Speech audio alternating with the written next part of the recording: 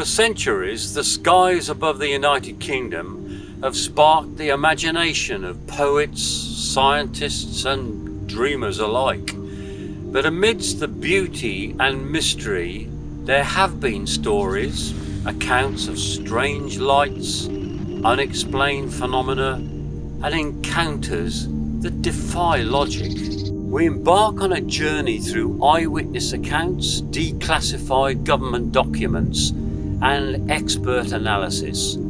Join us as we uncover the stories behind the sightings and seek answers to a question as old as humanity itself. Are we alone?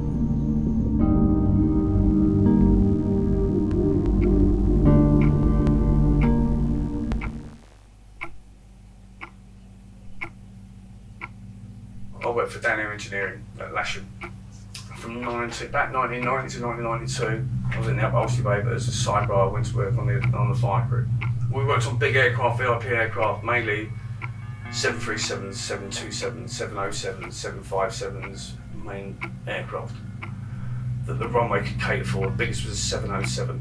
But yeah, I've been under the wings of big aircraft, basically, you know, being on the flight crew. So with distances, noise, aviation, principles of flight, and other stuff. This was a bank holiday Monday. Nearly 11 o'clock, we was back to work tomorrow. There was nothing going on in the skies. I then hear a Chinook thudding away in the background in the distance, which is not unusual for where we are. We're 4 miles away from UFO, basically, which is the home of the Chinook. They're always flying about.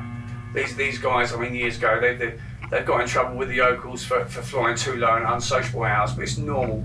I can hear them starting up from where we are, basically, you know, when things are quiet. This is a quiet village. But on this particular night, I go in about 10 to 11. Nothing's on in the skies.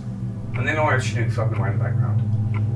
And this went on and on and on, to the point where it got my attention. This was not a Chinook flying over on the usual routes or patrols or whatever. This was a Chinook that was loitering. And where we are, we're in Hook. IFO is 4 miles one way. The sound of the helicopter is loitering in the direction of Reading.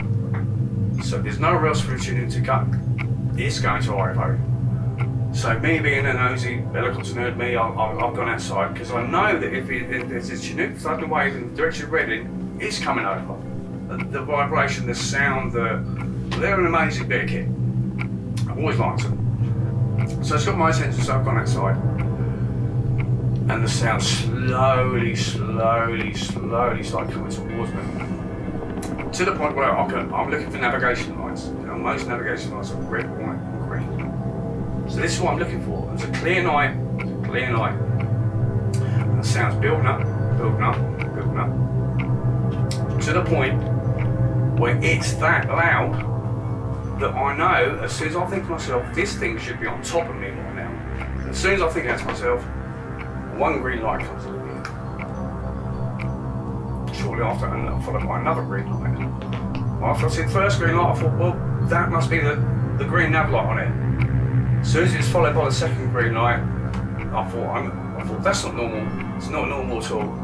Slowly, all in complete unison with the sound of the vibrations. I mean, this thing was massive, amazingly low. It was like clear, purpley blue sky. It was quite dark from where they come from, so they come out of like real darkness.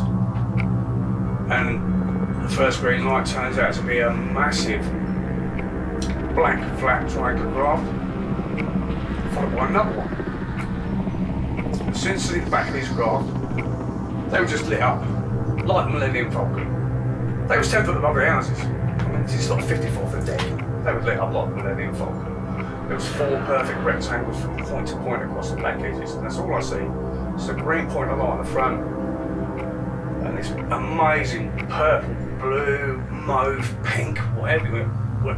I can't describe it. Like I say, it's just like someone got a rainbow and a light electrified it, you know.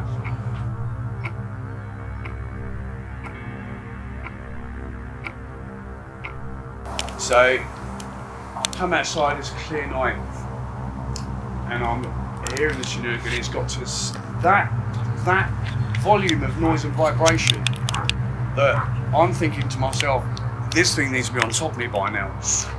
And the back of it was the most amazing UV light I've ever seen in my life. And that was followed by a second one. The second green point was exactly the same craft, and they was nose to tail, feet apart, basically absolutely feet apart. And I'm not joking, 10 foot above the houses. If there'd have been another level on top of the house, they'd have gone for the roof. You know, and it was just unbelievable. I was in shock. I stood here for 10-15 minutes just trying to absorb what I'd seen and what was going on.